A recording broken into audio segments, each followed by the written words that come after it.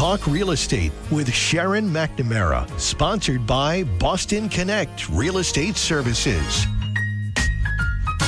Hi, I'm Sharon McNamara, and you are listening to Talk Real Estate Roundtable. Let me share a little bit about my background before we get started. I am the broker-owner of Boston Connect Real Estate, a boutique real estate firm that is home to over 30 real estate sales and marketing consultants who service home buyers and home sellers throughout Boston, the South Shore, the South Coast, and Cape Cod. Our firm takes pride in assisting our clients in the next chapter of their lives by taking a holistic approach to their real estate endeavors. We believe that every move should be a moving experience.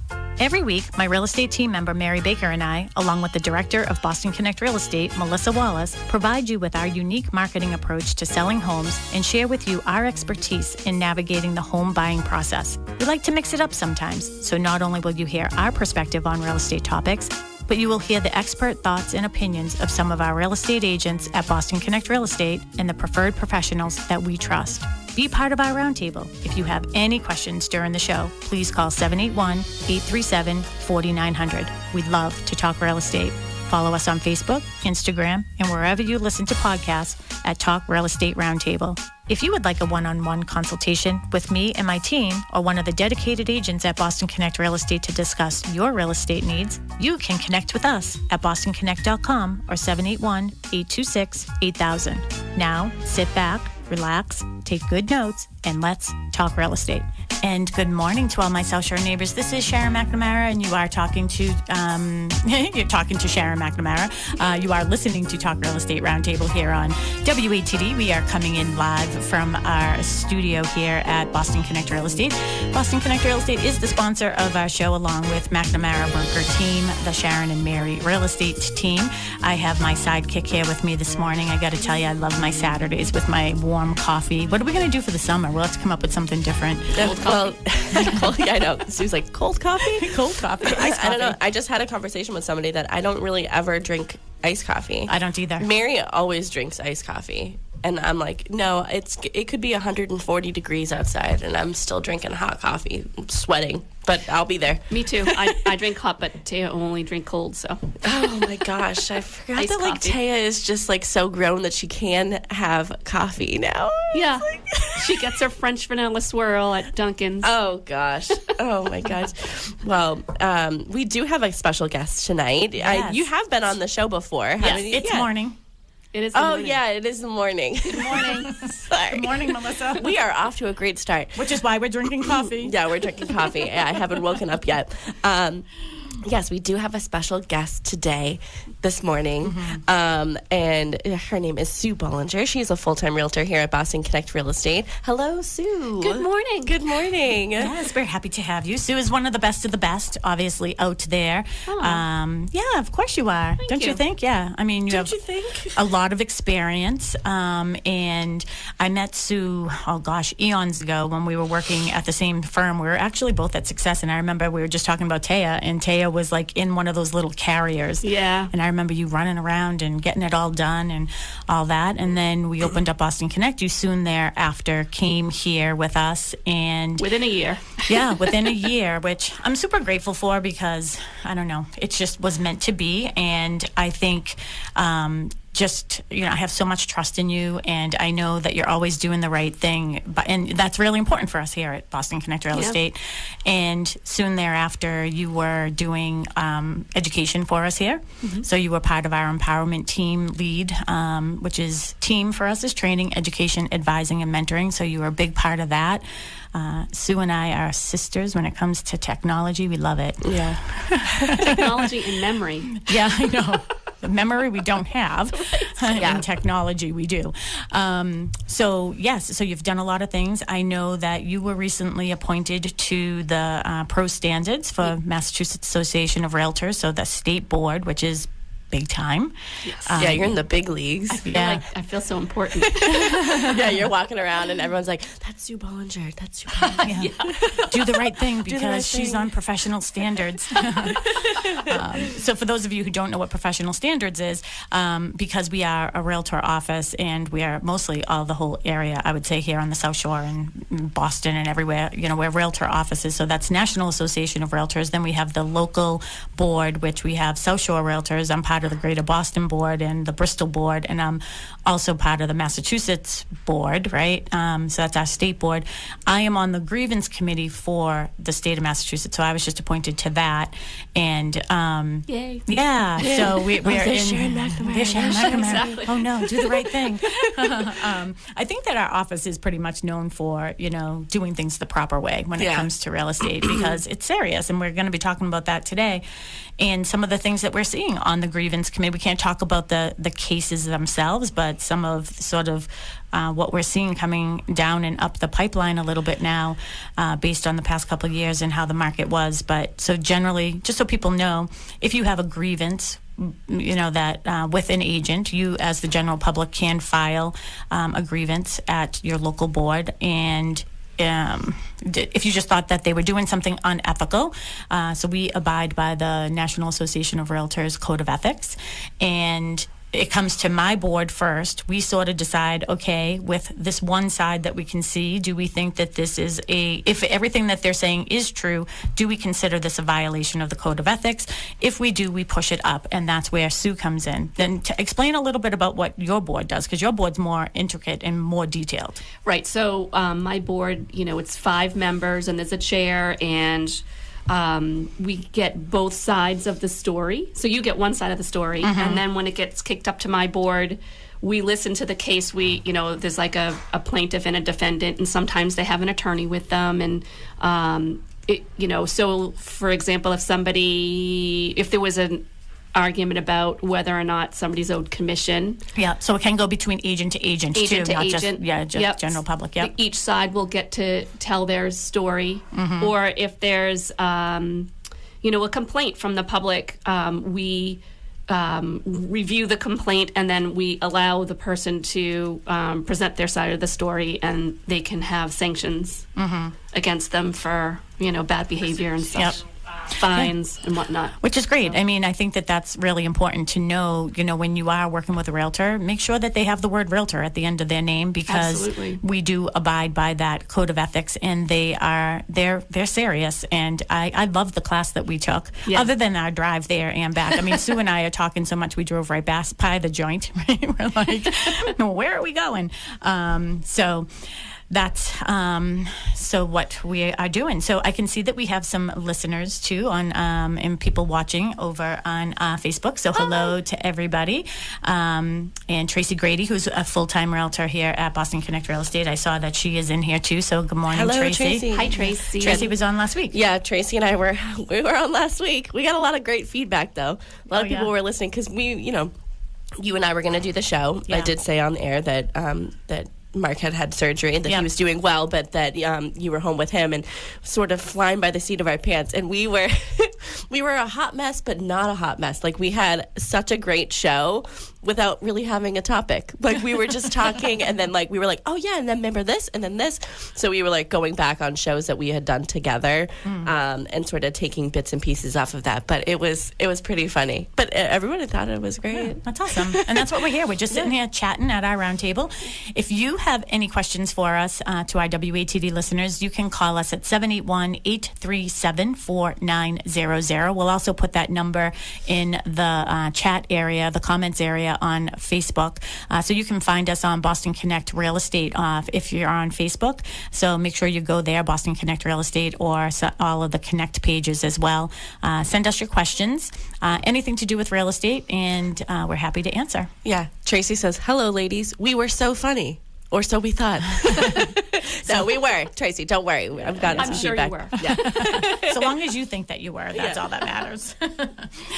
So today, Sue, do you want to tell everybody about your topic? So this is one of the things that we're doing in the office now, too, is, for our listeners, we are trying to sort of, change it up a little bit. I mean, every week you get to listen to myself and Melissa, and then Mary, who is our other team member. She can't do Saturdays because she's doing open houses at our new construction development, but she's, she comes in and out. But it's nice to be able to bring on our agents from Boston Connect, because it gives other perspectives. Yeah. And even though for the most part, I would say most of our perspectives are pretty much the same, but it does give a different viewpoint. We just ask our agents, hey, we're happy to promote you and bring you on. just tell us what your topic is. So what did you choose for today? So my choice was talking about the importance of using a buyer's agent because there's so, especially in this market where there's like no inventory at all, people are getting desperate. Yeah. And, if you don't have somebody that with experience that understands the process, you could be losing out. There's lots of tips and strategies that a buyer's agent brings to the table, and if you're not using a buyer's agent and you're going direct, you're missing out on lots of strategies. It's important. And also going back to being an ethical agent or whatever, obviously that's very important to all the agents in our office, and that's why we're serving on our state board. You need to, the fiduciary responsibility of a buyer's agent is always to the buyer, not to the seller. Yep. And that's very important. And so I feel like, people really need to interview their agent to make sure that they're on the same page as their agent so that they can build trust. So you want to use somebody that you trust, and because when you get to the point of negotiations, how do you navigate without trust? Oh, absolutely. Right? And like you were saying, when times are at our height of our emotions is when we're at the bottom of our reasonability or like reasoning, right? So that's why I think being a professional buyer's agent, and you are a professional seller's agent, we just happen to be talking about this topic today, is being able to be sort of grounded when your client's emotions are very high, because I know you're going through this right now. You're working with how many sets of buyers right now? Several, but I have my top 10 here that I'll talk about later, but I have several. So you're working with several buyers, and they've put in several offers, right? Yes. So how has that process been working? So it's difficult because, honestly, I had somebody go almost $200,000 over asking this past week, and they still didn't get it. Because it's still a crazy market. There's no inventory, and you really have to have, part of my thing is I don't want my buyer to, it really has to make financial sense for my buyer. So I try to be sort of a voice of reason also, so that the person isn't, if they're overpaying, they know they're overpaying. Exactly. Yep. Kind of thing. Yeah. And if their goal is to not overpay, I help to keep them in line of, like where the cutoff should be, kind of thing. And if when you're working with a buyer's agent, you need to be able to explain to them what the property is worth. What do you think this property will resell for in the next few years, right? So are you planning to stay for 5 years, for 10 years, longer? What's your long-term goal? So you have to figure that out before you go ahead and put the offer in. So, if they didn't get it and they went $200,000 over, maybe that's a good thing. You don't want them to go $250,000 over if they're not going to be able to sell it in 3 years or 5 years. So, part of my job is to help them stay on focus and not go by emotion. Are they now 200 over is like, people are probably like, oh, good grief. Right. So are they looking at houses? Because I remember you actually brought this up last year, is, okay, maybe I have a client that's looking at $500,000 and they're not winning any of their offers. And that's the thing that I hate, is like, it's now become a game where someone's winning and someone's losing. Right. But you said, okay, in order for my client to compete, I have to show them a $400,000 house. Right. So they can bid $100,000 over asking. Yeah. Is that the situation with this one? It is, yes. Okay. So they were approved for a lot more, and this was a fixer-upper. Okay. Needed a new septic, needed, lots of interior updates, including kitchens and bathrooms. And so, in the end, after, we had a contractor come with us to look at the property, and we knew how much it would cost to get the house to where they needed to be within their budget. And so for them, it was worth it to go $200,000 over. But again, there was another buyer. Still didn't. Did you ever find out what was the cause? Was it price? Was it conditions? It was, my client wanted to do a renovation loan, and the other buyer had the ability to not do the renovation loan. So sometimes that makes a difference. Yes, you're up against cash buyers and, buyers who have significant means, and, so difficult sometimes, in this market, but that doesn't mean you can't win. And I wouldn't want my buyer to go higher than that, because it wouldn't make financial sense long term. So, they could have gone higher, but that wouldn't have made sense for them. So, so it's important. So part of being a buyer's agent, we have to have reasonable care, undivided loyalty, confidentiality, full disclosure, and a buyer's agent walks buyers through all of those details, finding disclosable items on the house. That was old car, wasn't it? I haven't heard old car in a long time. Yeah, but it's important. Charlie's class. It's important. This is part of our responsibility as realtors, is to make sure that our buyers are, the most important part. We should be treating our buyers as if it was our own purchase when we're a buyer's agent, and not being motivated by the commission. People worried that the buyer's agent is motivated by the commission, but that's against our code of ethics. Yeah, we absolutely. can't be. We have to be worried more about our buyers' finances than our own. And I do think that relationship is, and I've used this word before, but it's in a different context, obviously. The relationship becomes very intimate. Yeah. You know a lot about your clients and exactly what they want and exactly what they need. And, let's talk about that, like the whole process, like start from the beginning, because you don't just, one day, somebody's referred to you and, you get them, send them to a loan officer, they get their pre-approval letter, they're like, all right, you can afford $500,000, and then they just start selling, like you just start showing them houses. Yeah. Back it up a little bit about, having a consultation with them. Yeah, so the first thing that I want to do with any buyer is bring them in the office and talk to them about, my job is really to teach the buyer, right? I want, a successful relationship is when I'm able to educate my buyer from the start about the steps of home ownership. And so I like to have people in the office. We go over, their realistic expectations for what they can purchase based on what their approval says.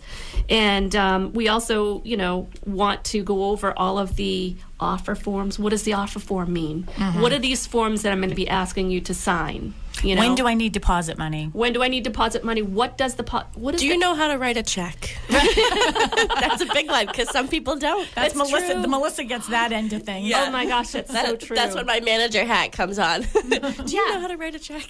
Exactly. And then if you're, a lot of people don't even understand, even brand new realtors sometimes don't understand the deposit process and what that means and where that money goes. Yeah. And how that gets applied toward their purchase. And how much you need at purchase and sales agreement. I mean, I know so many times. And this is, I think, the fallacy of why a lot of buyers think, oh, I can't afford a house because I need 20% down. Right. I don't even know where that is coming from. Like, I think people are thinking about PMI. Right. Which is another story for another day. But I think that people don't understand that there are different types of loans. You could do 3%, 5%, different things like that. Right. Absolutely. And do you talk about strategy when you're talking about offers? So the first meeting is really for me, we do talk a little bit about strategy and about because I don't want to overwhelm somebody in the first meeting, obviously. But it's so important to sit down with your realtor, have a one-on-one conversation, talk about the steps to home ownership, and when you do the home inspection, what type of things are okay to negotiate. And a home inspection is for your purpose only. It's not to necessarily negotiate, the seller down. So you can't be going into the home inspection thinking like, oh, I'll just get them down another $5,000. Yeah. That's really not the purpose. And so we need to educate the buyer up front about what this means. That doesn't mean you can't negotiate it, but it has to be a legitimate. Especially if something unexpected comes up. Well, I think that it's really, that part is really important, and I'm just saying it as from a perspective of a buyer. I had a home inspection, but I went into it thinking, I've never owned a home before. I'd never actually lived in a house before. So I don't know where the water shutoff is. It was more educational for me, I needed somebody to guide me through, because the homeowner itself, he wasn't going to walk through. So I needed somebody to walk through and be like, this is this, this is this, and this is this, you know? And I'm like, oh, okay. And these are things that, could use some love and attention at some point, but not necessarily that you need it right now. But they could also say, hey, this heating system is leaking right now, and there's a problem. So that's something that you would try to negotiate absolutely sooner than later. Absolutely. But you can't go into it thinking I'm gonna take the seller down another 10. I'm gonna take them down. In a headlock. There are people who really think that. So. But you know what, though? This is another thing, too, and I think that this is one thing, one of the things I love about Boston Connect Real Estate, too, and all of our agents is these roundtables that we do in the office, and we're talking about, different strategies, what we're seeing in the market, how we're approaching things. And I think that other agents out there from other companies, again, I always say we're not competitors, we're colleagues, we just wear different color logos. And I do think that agents know other agents. Yes. So they know if they can depend on us. They know if we're having these types of conversations where, okay, we know that when she goes into home inspection, it isn't so they can get another $10,000, $20,000 off. Right. Which is important. Right, So the exactly. reputation aspect of it. You have to have integrity. You really do, and the other agents have to know that you have integrity too. So you can't, you have to educate accordingly. So the next step is showing properties, right? So then we identify properties that the buyer would, realistically be able to afford, and we start looking at a bunch of properties. In this market, it could take up to 6 months to find a home, depending on what the buyer is looking for, or longer. So, that's a long process. And you're setting that expectation. Yeah.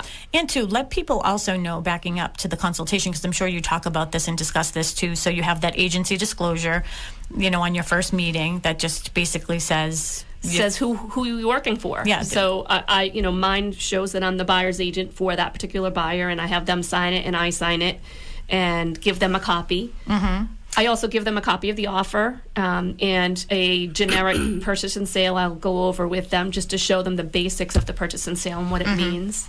And the other thing, too, is I think a lot of people think, oh, if I have a buyer's agent, I have to pay this buyer's agent. Yes. So can you let people know how that works? So that's really important. So, the way it works, there's a couple of ways it works, but, in most cases, the buyer's agent is getting paid from the seller's commission. So the seller is offering X amount, and they generally give approximately half of it to a buyer's agent that brings a buyer in. So having a buyer's agent, generally speaking, doesn't cost any money. In some cases, you can do like a buyer agency agreement where, if you find an off-market property, you can find ways of paying the buyer's agent. But that actually can get wrapped right into your loan, so you don't have to have out of pocket costs. So you can have you can structure it in a way that the seller paid closing costs, and that would cover your commission that you'd have to pay. So in many cases, the money doesn't come out of your pocket. But in most cases, the money, any property that the agent is showing you is listed on MLS, and in MLS, the listing agent is offering commission to the buyer's agent. Because the seller is actually paying the listing agent company the full amount, and then it's really that agent that's negotiating with us. They're saying, hey, we'll give you half or a portion of the what I received. So and that's particularly important. So just to repeat that, when a seller puts a house on the market and lists with an agent, they negotiate the amount, and that amount gets paid regardless of whether a buyer's agent comes into the picture. So some buyers actually think you could just go to the open house and make an offer direct, and get an accepted offer more quickly because the agent's going to present, because maybe the seller will get a better deal. And that's just not the case. In some instances, I think that people think that, they'll have a friend or somebody in real estate and they'll say, well, tell them that you want this price based on, you're going directly to the seller's agent. So if you are doing an open house and somebody comes in and says, I want to write an offer with you, you can, because you say, I represent the seller. I'm still representing the seller. So if you walk into an open house and you tell the seller's agent, hey, this house is on the market for $500, but I would honestly pay up to $600, but I want to put an offer in for $550, our fiduciary responsibility is to the seller. Absolutely. So we have to go to the seller and say, hey, they offered $550 on paper, but they told me they would go up to $600. Yeah, exactly. So be careful when you're out there. And that brings me to the point of being loyal to your buyer's agent. So important. It's really important. You spend all this time with the buyer agent. The buyer agent brings you into the office, goes over the details of the offer, talks to you about strategy, teaches you basically how to navigate the market. And there's a lot of value in that. And so you walk into an open house or your mother's best friend just got their real estate license and you think you're going to there's a lot more to the process after you get an accepted offer.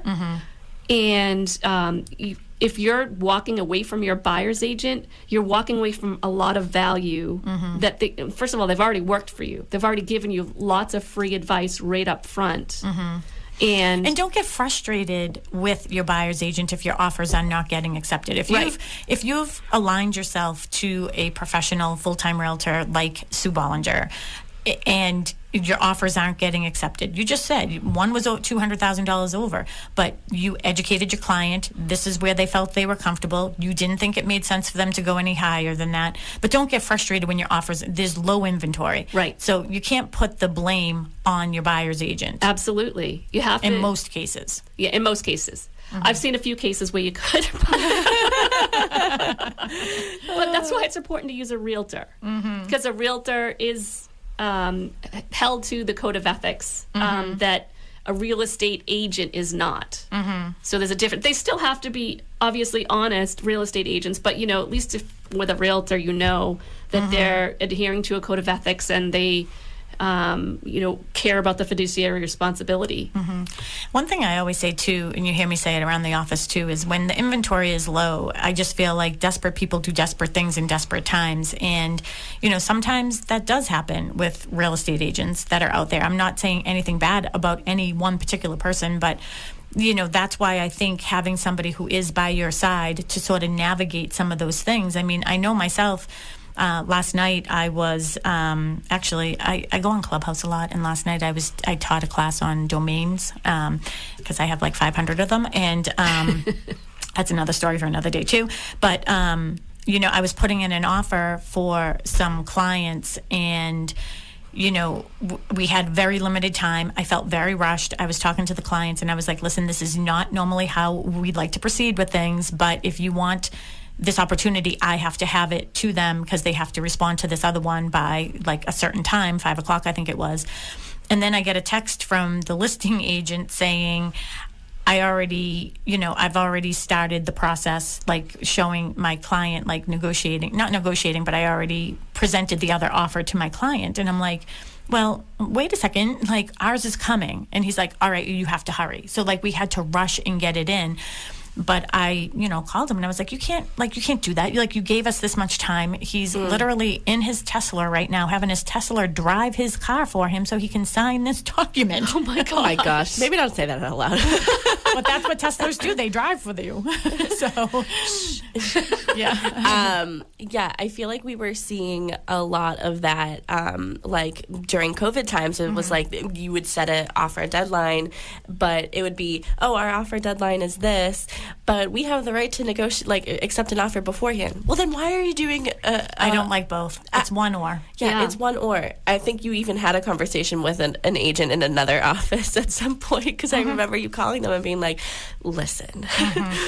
And it was because they accepted an offer before their deadline. And they're like, why even have a deadline? Yeah. It happened so many times last year for a few of my clients where they just canceled the open house and the deadline was Monday. And I have to tell you, that's exactly what happened in my situation last night. Our offer did get accepted, but it wasn't us that had the bully offer. We were competing against another bully offer. Yeah. You know what I mean? Because that other bully offer was like put a timeline on it. And this is the good news too, is like, I love the fact that we don't know. I never ask, like, who's the other agent? Right. Because chances are it could be anybody. I mean, for all I know, it could have been someone in this office now that I think about it, I'm hoping it wasn't, but sorry. That's it. So I think that keeps it all on a fair playing ground as well, and makes it a little difficult for the listing agent, I'm sure, because everybody's like, I want this, I want this, I want this. So. Yeah, absolutely. But in that case, you were only competing against one other offer? Yeah. I mean, I feel like it could go through different extremes. Like you could be up against, what's like the most amount of offers you've been up against? Do you know? I mean, it over 20 in a few cases. Yeah. We've had 42 offers on one of our properties. Yeah. imagine being one of those 42 agents Exactly. and knowing I'm one of 42. Yeah. What? I know. Yeah. I'm one of 42. And that makes it difficult. We'll have a show on sellers, too. So we'll have Yeah. Sue back, and we can talk about sellers and that whole process, too, with Right. multiple offers, because we're getting back into that area again. The one with 200,000 over was 11 offers. 11 offers. So it's getting there. There's still very little inventory. So whenever something new comes in the market, we're all like running with like a ton. Hello. Yeah, I know. Let me in. So I know we're talking about buyer's agency, and you wanted to talk about buyer's agency beforehand, but do you have a preference? Like, I know that you like to be a listing agent, you like to be a buyer's agent, but do you have a preference? Like, do you keep your like little baby cubs like Sharon does, like with all of us? I love being a buyer's agent. Yeah. Like, it's always sort of been my thing, but I love both. I do love both. Yeah. But I do really enjoy working with buyers. Yeah. It's been sort of my specialty since I've started. Yeah. I feel like that's how I identify you. Like, I've been here for 7 years, you've been here longer, and I've seen you have a lot of listings. But for some reason, whenever I think of you, I'm like, oh, she's a great buyer's agent. She's a buyer's agent. She's a great buyer's agent. Well, sometimes, like, when you find a great deal in a market like this, and you get the seller down in price somehow. Yeah. Maybe the seller, there's been instances, and this will be a good one for when you do a seller agency roundtable, but for the buyer's agent, when I see a house that's been on the market for 3 months, it's like, oh, well, here we go. And, that's when you can get them down in price. And, you're not up against 15 offers. And, the seller's probably getting frustrated, like, why haven't I gotten any offers on my house yet? So in a lot of cases, you can go in and, like I had one, was it beginning of last year? Or maybe it was the previous year, I'm not sure. But where...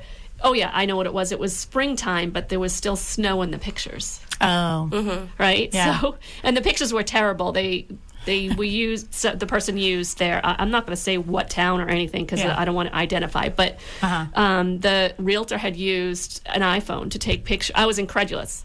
iPhone pictures, they were all really dark, and it was an antique house. So... in an antique house, you really need to have a lot of lighting in the pictures. You have to hire a professional, as you know, because you need to show off the, important features of the house.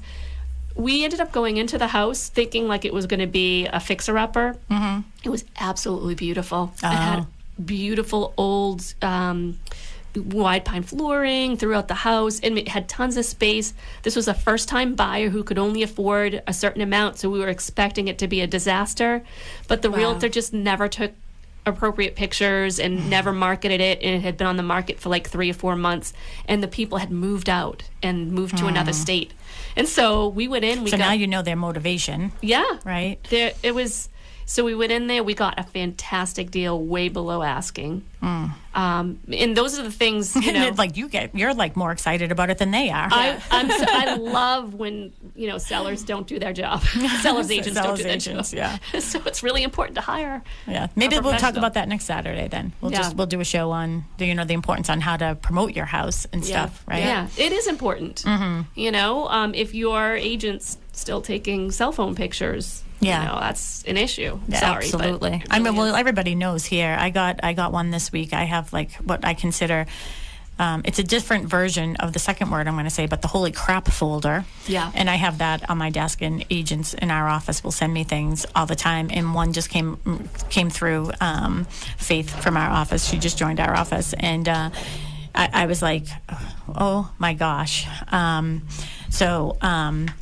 Yeah, we just put those in our file because I can't believe that this is how the pictures look. So if you have any questions for us, again, we have Susan Bollinger here with us today. She's a full-time real estate agent here at Boston Connect Real Estate. She is one of the best of the best. I have known her for years. I have so much confidence in her. She was one of our, part of our empowerment team, one of our directors here, doing trainings at the office. She's on our state board when it comes to, grievances and things like that. if you have any questions for us regarding this topic, being a buyer's agent or anything else to do with real estate, give us a call. We have Tim in the studio at WATD 781-837-4900, 781-837-4900, and you can get your call in. And then, do we have the number up on Facebook as well? Yep. So the number is in Facebook too. So if you want to watch us and see us in our home studio here at Boston Connect Real Estate, you can go on to Boston Connect Real Estate, like our page, follow us, and find out all great things about real estate. So 781-837-4900. What's next, Mel? What is next? So can we talk a little bit more about, okay, so you get an accepted offer. You said there's so much more after that. What do you mean by that? Well, the offer itself, negotiating contingencies. There's a lot of important contingencies.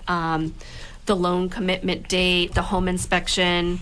What if you have a house to sell? Yeah. How do you put that into the offer and be protected so that you're not without a home?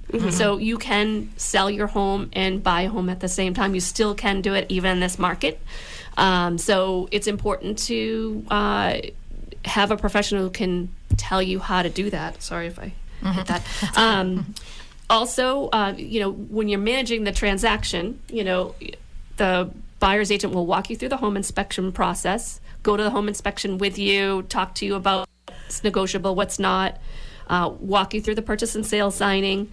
And the buyer's agent will protect your money. That's part of our job. No, that's a big part of our job, yeah. So, if you are backing out of a deal for one reason or another, the buyer's agent can tell you the legal process up front.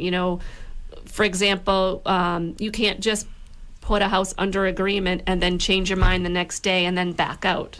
You won't get your $1,000 deposit back. So you have there's specific things, so the buyer's agent is going to talk to you about the importance of, what the contract means.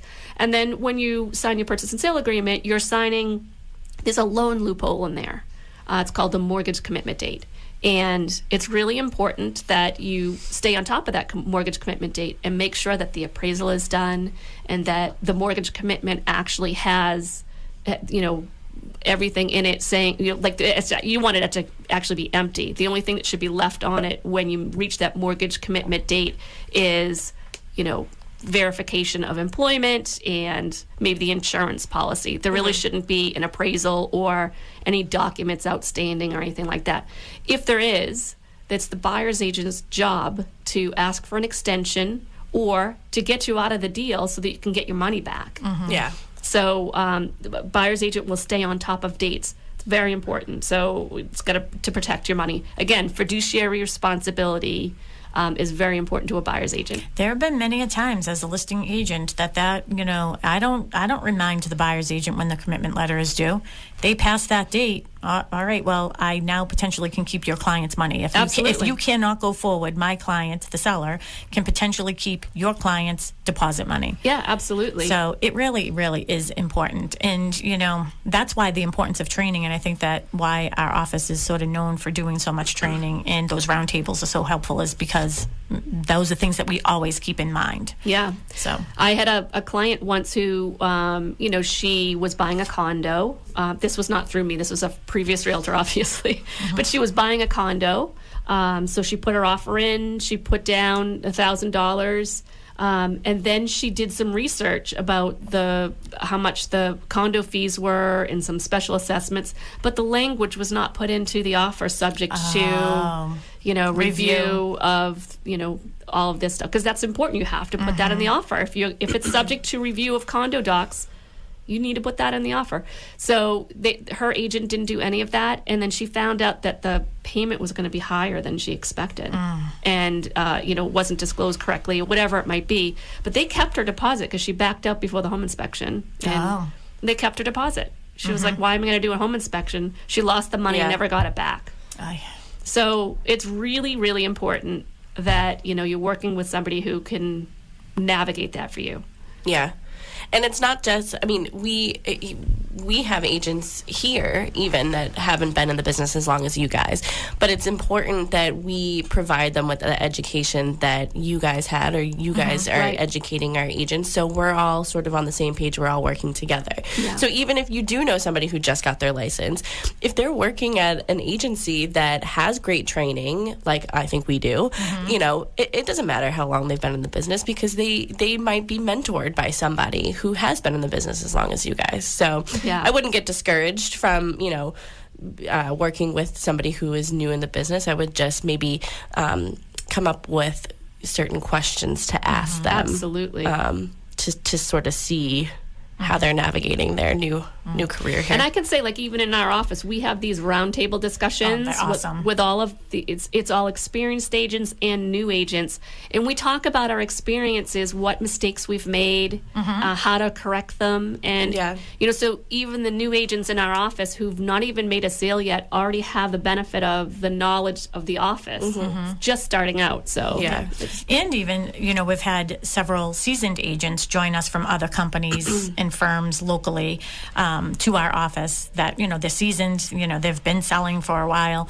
And I think they're getting a lot of value out of the trainings that we're doing here in those roundtables. And I just think it's great how everybody's helping everybody. And at the end of the day, it all comes down to us helping our clients. Absolutely. Right? Just being the best we can for our clients. Absolutely. And I think one of the important things you can do as a buyer in this market is sit down with your ask for a sit down with your buyer's agent. Yes. If you're just about to get started, just tell them, like, I want to sit down with you in your office. I want to go over your process. I want to learn about the process before we get started. It's really important. You need to be able to trust your agent. If you can't trust your agent by the time you get to the negotiation portion, you're in a lot of trouble, because you have to trust that agent that they're doing the right thing for you during negotiations and with the other agent. And I think it's really important too, when we're meeting people, you need to know where you are in order to get to where you want to go, right? So I think that's really important, because that's why I always refer loan officer first. So you know exactly, because sometimes people will go online and they're looking at all these different calculators and things like that. And, you know, they're guessing at what the rate is based on what they think their credit score is or things like that. But, you know, when you talk to the loan officer, maybe you do have to get some things straightened out, you know. I mean, I know, like, Mary was actually very transparent about that on one of our shows, where, you know, she started, you know, younger, you know, that she went to Jasmine Glasgow from Maritime Mortgage, and, you know, she was put on a path to making sure that, you know, what do you pay off first? Do you pay off your student loans first? Do you pay off some credit card debt? These are not exact examples from Mary, by the way, but knowing which ones you should. Right. It's really important. Absolutely. Yeah, and I met with Jasmine too, and I was thinking about this in the beginning of the show. I forget what you were talking about at that exact moment, but I went into my meeting with Jasmine being like, oh my gosh, I don't even know why I'm having this meeting. She's going to be like, you are not even close. Like, you have all this. You know, like, what do you do? Like, the meeting's over in 10 minutes. Right. And when I left the meeting after 2 hours, I felt so good about where I was and how I got to where I was. Yeah, and, absolutely. you know, and I was like, oh, okay, like, I can do this. I can do this. Because she is a professional and was able to show me and sort of, and I've, you know, been around real estate for a long time, where I was still naive walking into it, because I've never bought a house. I've never talked to a loan officer for myself. So she was able to explain certain things to me that I was like, oh, like, almost like debunking, like, oh, is it a myth that, like, you have to put 20% down and you have to do these things? And she was, you know, I was like, okay. Like, I think it's like as a first-time buyer, you're overwhelmed. It's a scary process, and you think, like, you have to open up your finances to some unknown person and talk about, you know, your bank account, show them your bank account. It's like a dirty little secret. Yeah, exactly. And it's like, scary. I had to, like, ask permission, like, am I doing the right thing? Like, have I done the right thing? I called Jasmine recently too, because I noticed my credit score has been dropping and I cannot figure out why. Oh. Isn't it weird? I mean, I pay all my bills on time and everything, so I don't know why it keeps on dropping. Maybe it's you're checking it too often. No, you know what? I'm just doing it like on this one website, but I think I sort of figured it out too. If you're on a credit card with somebody else, and that isn't being paid, so I mean, this is not dirty laundry, but I am on a credit card with my dad. And not that they're my credits, they're his, and I take care of all his financing. And the company, this is what you have to always check too. So like, I never go to my mailbox waiting for a bill. I just pay them when they come in. Yeah. But they must have sent him an email, which I don't check his email, that basically said, hey, we're changing everybody to paperless. If you don't respond to this, you will get paperless. If you still want to get paper statements, then check this box. Yeah. So he never saw it. I never saw it. I wasn't getting any of his credit card bills. So like 2 months went by where his credit card wasn't paid, and they're very little. Yeah. But my name is on there. Right. So I think that had an impact on what was happening. So Yeah, it's so important to keep track of your credit. You know? Yeah. And if you're meeting with a loan officer the first time, they'll check your credit for you. They'll go over, everything you owe, your debt to income ratio, which is a very important aspect. Like, if you have, I had a buyer once. I'll just backtrack. I had a buyer once that went through a divorce, and he was paying 50% of his income he had no debt, but he was paying 50% of his ex-wife income to his ex-wife for child support, and for whatever reason, he just thought it was fair. Yeah. Because they had divorced. He was like, I just want to make sure that the kids are taken care of. Yeah. He was just a really good guy, Yeah. But people should know, if you have 50% of your income tied up, that you can't get a loan. It has to be a little bit under. So, poor guy. And he made plenty of money. It had nothing to do with that. Yeah. It was just his debt to income ratio. Debt to income Well, ratio. did his ex-wife want to buy a house with him still? She owned a house already with a very low mortgage, and he sold it to her, but he couldn't buy a house. Oh my goodness. Oh my gosh. He had cash and everything. Well, that's a good reason to talk to maybe a loan officer if you're thinking about getting divorced. Like, Absolutely. before you get divorced and you're settling things, Yes. maybe you should do that. When we were bringing up Jasmine, Jasmine is, we refer a lot to, and we've had a lot of other, mortgage people on here, Pete Fakaizen, and just the importance of having a team of professionals. Yes, Do you want to talk absolutely. about that? Because I know that you use Jessica Celia from Yes. Loan Depot. Yes. So talk about that process and why it just feels so good to have someone like that in your side. So I can say with Jessica, obviously I've never had a situation where the loan was denied because she's so thorough. And so when you have a team of professionals, I know if I'm sending a buyer to her, she's looking at every aspect of their credit and their debt to income ratio, and she can come back to me and say, yes, this person can definitely afford this, but be careful. This person's going to need a seller credit in order for closing costs, or she'll explain to me what needs to be done. It's such a great team. We just work really well together. She's very communicative, so I know what's going on through the whole process. I've worked with, there's lots of great loan officers in the business. I've worked with lots of great loan officers, but I've never had a situation where someone communicates through the whole process. Even like I'll text her at 10 o'clock at night and be like, oh, this is falling apart and blah, blah, blah. And she'll get right back to me. Yeah. She's amazing. She works. I don't even know how she works so much. She works. Do you ever sleep? Probably not. Yeah, I think I saw like on social media the other day she did like a charity thing with Richardson and Sharon. I think there was a bowling event, and Pete was there too. Yeah. How come we're not invited to that? We have to find out. I know. Alexi was there. You know what? I was gonna say we're gonna have to talk to them. Yeah, I think it was had a I good think team. Richardson and Sharon's put it on and invited everybody. Yeah, they did. But it's so funny about the team thing because, and this is Realtors at Home. Everybody knows I live with Mary right now until I find my home. So please, if you have a house that you want to sell me, that'd be great. But the other day, Mary and I were in the kitchen having a conversation. She was like, "Oh, excuse me, I have to go to the bathroom," and there was mail on the table. Well, I picked up a flyer, a postcard, whatever, from Hyundai. So Mary drives a Hyundai.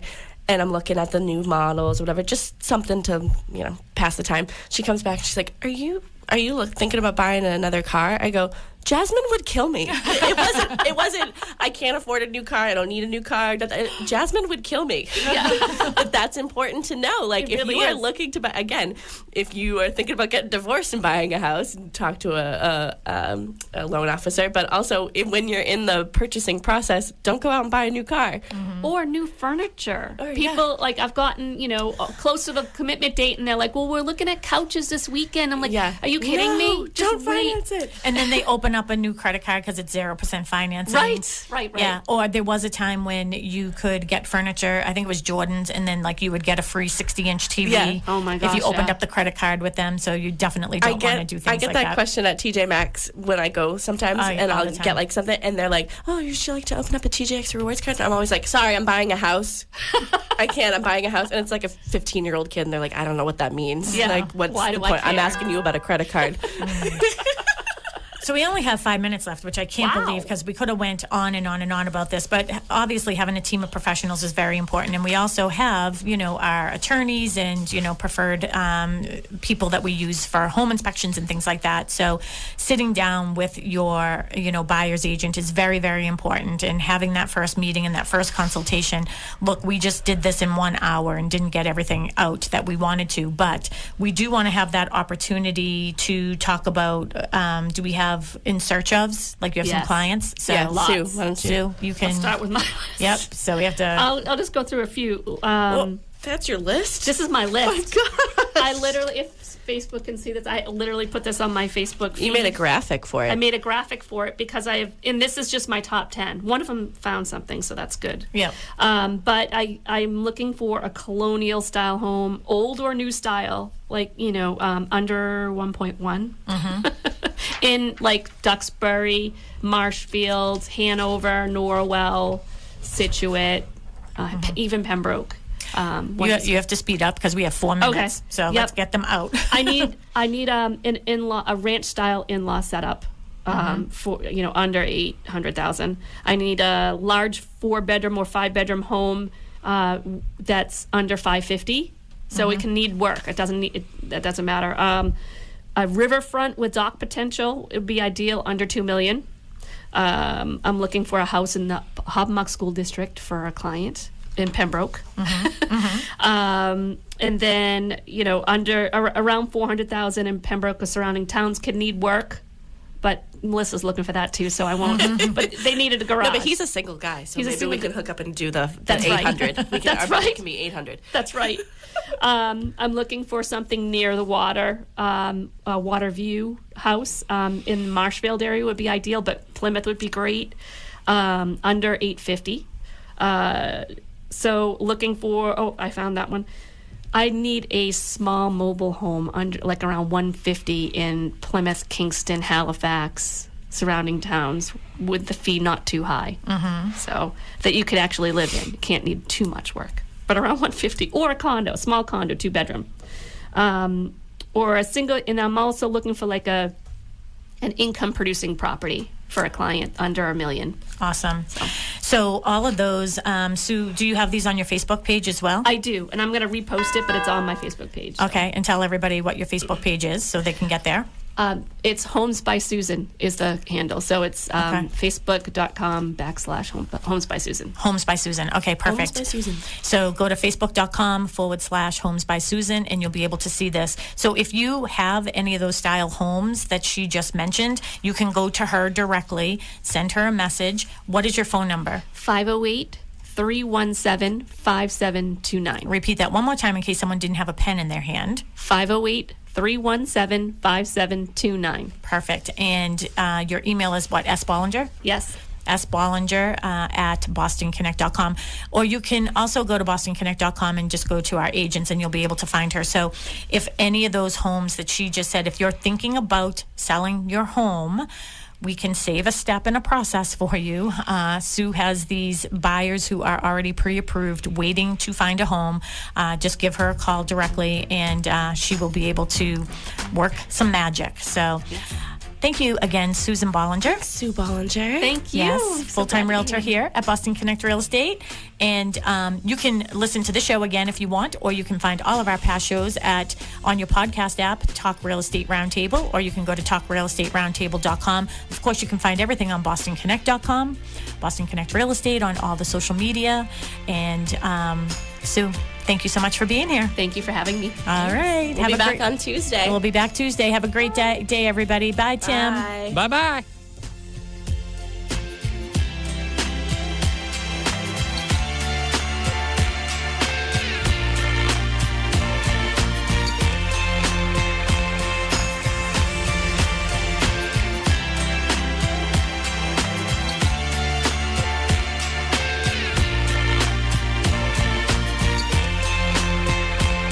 WATD FM Marshfield, WBMS Brockton.